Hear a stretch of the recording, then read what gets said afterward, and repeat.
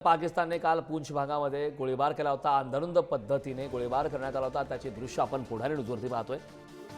तर ज्या दिवशी पहलगाममध्ये हल्ला झाला खरं तर त्यापासून सलग 14व्या दिवसापर्यंत पाकिस्तानच्या कुरापती सुरू आहेत। पाकिस्तान काही सुधारणा तयार नाही। एलओसीवरती अंधाधुंद पद्धतीने गोळीबार करण्यात आला आणि ही दृश्य आपण पाहतोय पूंछमधील दृश्य आहेत ज्या ठिकाणी पाकिस्तानने हल्ला केला होता।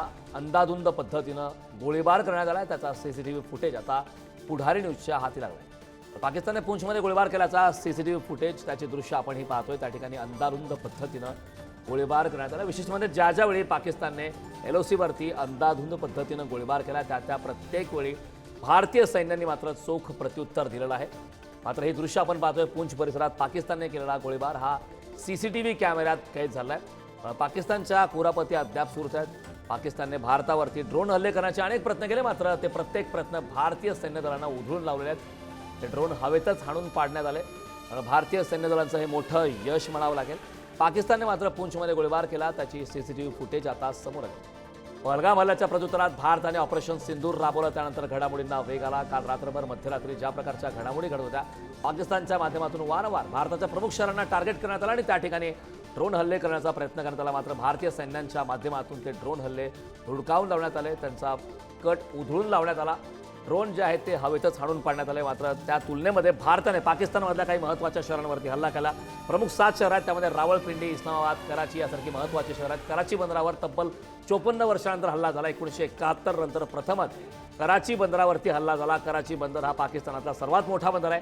आंतरराष्ट्रीयदृष्ट्या कराची बंदर हे अत्यंत महत्त्वाचं आहे कारण व्यापाराच्या दृष्टीने विचार केला तर कराची बंदराचं महत्त्व पाकिस्तानसाठी वेगळं आहे। त्या व्यतिरिक्त रावळपिंडी शहर जे लष्करासाठी अत्यंत महत्त्वाचं शहर आहे। लष्करीदृष्ट्या पाकिस्तानसाठी महत्त्वाचं शहर असलेलं रावळपिंडी त्या ठिकाणी सुद्धा भारताने हल्ला केला। तर पाकिस्तानमधली परिस्थिती पाहता बऱ्याच महत्त्वाच्या शहरांमध्ये आणीबाणी जाहीर करण्यात आली। त्या ठिकाणी नागरिकांना घराबाहेर न जाण्याचे आदेश देण्यात आले। सर्वात महत्त्वाचं म्हणजे सिंधू नदीचं पाणी रोखाल तर पाकिस्तानने ज्या प्रकारचा इशारा दिला होता की भारताचं रक्त वाहील नद्याचे पाठ त्या ठिकाणी पाहायला मिळतील। रक्ताचे पाठ अशा प्रकारची प्रतिक्रिया देणारे पाकिस्तानी नेते मात्र पलायन करण्याच्या तयार होते। चार्टर्ड प्लेनच्या माध्यमातून भारताला चोख प्रत्युत्तर देण्याची भाषा करणारे पाकिस्तानी त्या ठिकाणी मंत्री नेते पाकिस्तानातून परदेशी जाण्याच्या सुद्धा तयार होते अशी माहिती मिळाली। एकीकडे आपण पाहतो पाकिस्तानमध्ये एक धुसफूस सुद्धा सुरू आहे। लष्करी नेतृत्वावर अविश्वास पाहायला मिळतोय। त्या ठिकाणी सुद्धा देशद्रोहाचा खटला दाखल करत मुनील यांच्यावर कारवाई केली जाण्याची शक्यता आहे। दुसरीकडे ज्या प्रकारच्या घडामोडी पाकिस्तानमध्ये घडत आहेत पाकिस्तानचे माजी पंतप्रधान इम्रान खान त्याच्या संदर्भात घडामोडी करतात। इम्रान खान समर्थक हे रात्री रस्त्यावर उतरले होते। कराचीमध्ये लाहोरमध्ये ते दृश्य समोर आली होती ज्या ठिकाणी इम्रान खानला सोडण्याच्या संदर्भात मागणी पाकिस्तानी नागरिक जे इम्रान खान समर्थक आहेत त्यांनी केली होती। पाकिस्तानमध्ये अस्वस्थता आहे आणि भारताने मात्र पाकिस्तानच्या हल्ल्याला प्रत्येक वेळी सडेतोड असं प्रत्युत्तर दिलं। आज सुद्धा राजधानी दिल्लीमध्ये सकाळपासून ज्या प्रकारच्या घडामोडी घडत आहेत राष्ट्रीय सुरक्षा सल्लागार अजित डोवाल, संरक्षण मंत्री राजनाथ सिंह, केंद्रीय गृहमंत्री अमित शहा, पंतप्रधान नरेंद्र मोदी यांच्या तिन्ही सैन्य दलांसोबत महत्त्वाच्या बैठका सध्या सुरू आहेत। बैठकांचा धडाका बैठकांचं सत्र पाहायला मिळतंय। अगदी पहलगाम हल्ल्याच्या नंतर सुद्धा सलग 14 दिवस या बैठकांचा धडाका सुरू होता। अपेक्षेप्रमाणे काहीतरी मोठं घडेल अशी शक्यता अशी भीती वर्तवण्यात आली होती।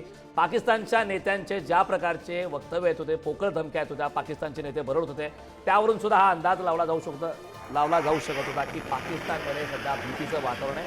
मात्र काल रात्री ज्या प्रकारच्या घडामोडी घडल्यात पाकिस्तानमध्ये भीतीचं वातावरण आहे। यातले काही महत्त्वाचे मुद्दे विशेषतः पाकिस्तानच्या मेन शहरांना टार्गेट करण्यात आलं आहे।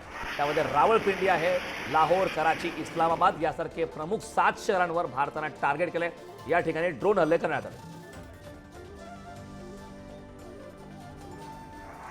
Thank you.